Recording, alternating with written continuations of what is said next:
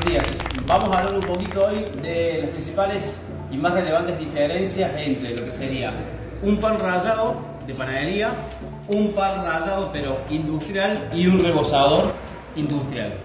Vamos a hablar de las variables más relevantes, como les decía recién, para que tengan en cuenta cuál elegir a la hora de hacer sus milanesas o rebozados en general. Dentro de las variables más importantes anotamos las que más se repiten o más la gente nos consulta.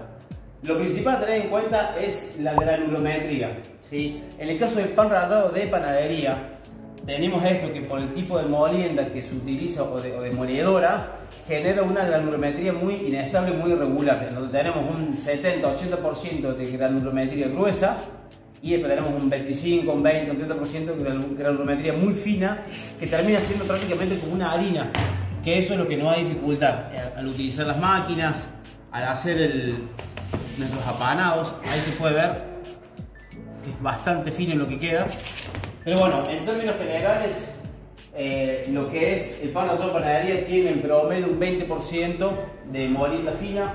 Lo que es el pan rallado industrial y el rebozador están en un orden de un 2 a un 3%, si bien tienen, pero es mucho menos. El tema del precio, esto es lo que generalmente marca la diferencia y por lo cual mucha gente, muchos productores utilizan pan rallado de panadería, únicamente fijándose en el costo.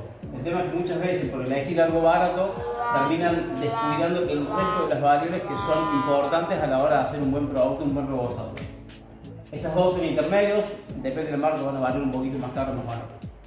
En cuanto al sabor, esto es muy importante. Muchos productores se concentran a la hora de poner la provenzal, la sal, la pimienta, el ajo y no tienen en cuenta esto.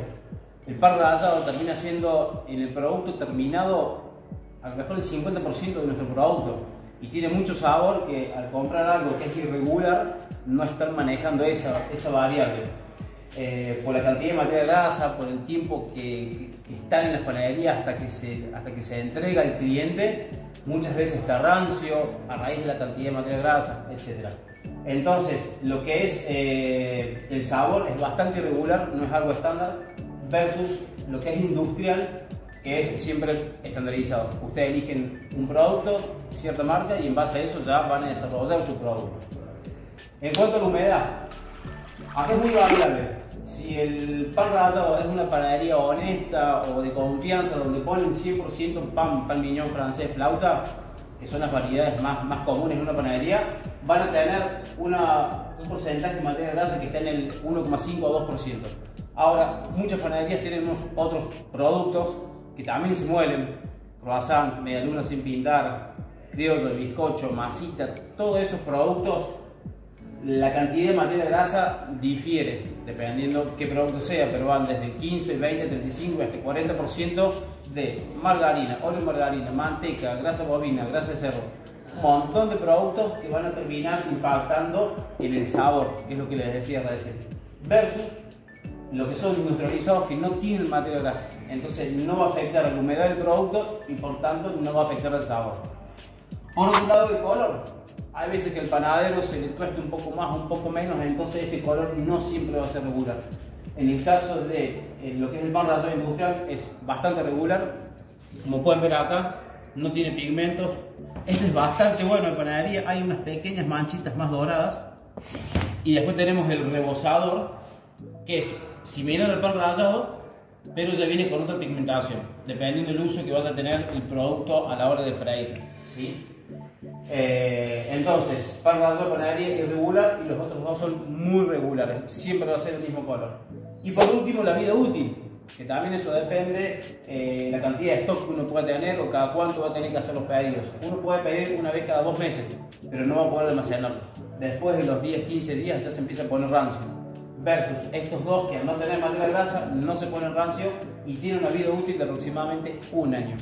Estas son las más importantes. Hay un montón de otras variables que van a incidir a la hora de hacer un rebozado, ya sea para milanesas, para bastones de mozzarella, para rabas, lo que fuere.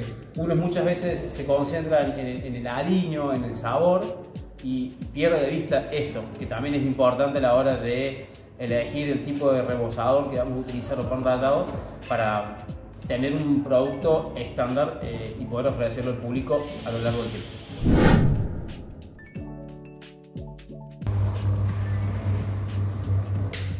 Bueno, continuando un poquito como para ejemplificar lo que vimos recién, acá trajimos una empanadora, la M60 de Balcami, como para que vean, acá en este momento estoy trabajando con rebozador, que es este, ¿sí? Hicimos una prueba hace un ratito para un cliente y utilizamos este rebozador. Lo que les iba a comentar es esto, no sé si pueden enfocar un poquito acá, queda un poquito de polvillo, que se puede ver la granulometría fina, pero para aquel productor que está trabajando actualmente con pan rallado de panadería, van a notar que acá en este sector se le junta mucho más polvillo que el que hay acá, ¿sí? Cuando ustedes vean exceso de acumulación de polvillo, eso es justamente lo que yo les hablaba del 20% de molienda fina, que eso no le va a contribuir a la milanesa en sí. Muchas veces hace que se despegue, le absorbe mucha humedad, cuando queda de un turno al otro, o hacemos la producción a la mañana para vender a la tarde, queda como húmedo. Son muchas barreras a tener en cuenta que por ahí estos productos estandarizados industriales ayudan a mejorar eso. Otro de los factores que le hablaba recién era de la humedad. Acá sí vamos a hacer una prueba muy simple, como para que vean. Este es pan rallado de panadería, que aparentemente está seco, ¿sí? La forma de verlo, hay varias formas. Una opción es envolverlo en papel secante o una servilleta, ponerlo en el microondas y con temperatura van a ver si les deja vestigios de materia grasa. Y lo más fácil es esto. Haciendo presión, ¿ven esa montañita que se forma?